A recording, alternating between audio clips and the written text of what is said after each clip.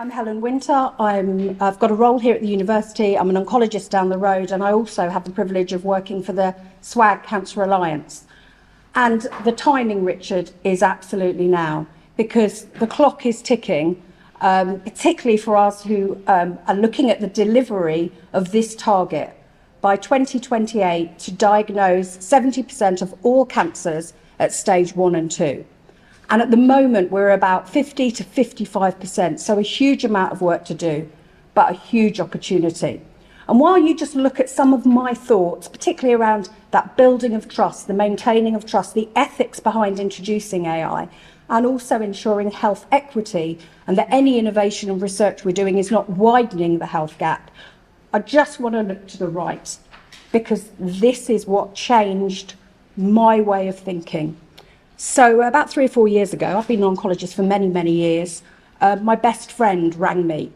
I'd missed a call about 3 o'clock in the morning, and I played it back when I just got to work, and it said, can you ring me? I think my daughter died on our kitchen floor last night. So I rang my friend, ended up in ICU at St Elsewhere, and this was the image that Alice has kindly agreed to share with us. This is what happens if we do not get it right.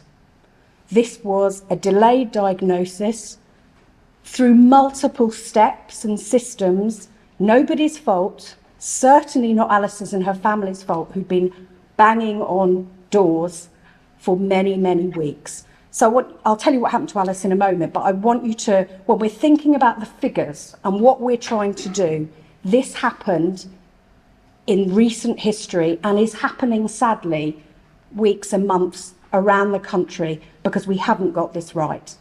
So I definitely want to embed AI and new technologies, because I think the risk of leaving things as it is means that, sadly, we're going to hear more about people like Alice.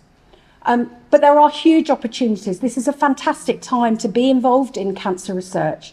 There's cancer genomics and biomarkers, and we need new ways of looking at this big data and interrogating this data, because the answers are there. We just need to find a way to interrogate them. I'm an oncologist, so I can't say a talk without mentioning immunotherapy and the newly launched cancer vaccine launchpad. So these are adjuvant cancer vaccines, mRNA, personalised vaccines, made from people's tumours, really so that we could target after surgery and try and improve cure, which is what our patients want. Earlier detection, I've shown you what happens if we get it wrong. Drug development, there's a huge role for AI in that. And then pathway. So this is the non-sexy stuff. This is the stuff we know about that. We've heard already from Hedy and Assi that our systems are not agile enough for our patients. And yet intelligent automation, the digital workforce, if we can exploit that and leverage the amazing capability, we don't have to do it all ourselves. We as clinicians aren't the best to do the admin roles. We don't really like doing it, and we're not particularly good at it. So there are huge opportunities for us to collaborate. So innovations in prevention and screening, obviously before we even get to people diagnosed with cancer. Intelligent automation and digital workforce, and alongside that, I think that upskilling ourselves as clinicians and actually really looking at the way we develop our workforce now to say you can't say our AI is something that happens over here. I've really tried to upskill on intelligent automation, and I'm getting there. Faster diagnostics, risk stratification, and then this AI to narrow the health inequalities gap, not to make it wider. So I've got 30 seconds. So this is Alice now, thankfully, and only due to the emergency services and the air ambulance crew who she now fundraises for. It was no thanks to the diagnostic pathway. She had 2 cardiac arrests and spent 2 months in ICU, had chemotherapy whilst unconscious. Let's work together to reduce that happening again for other people. Ruth is here.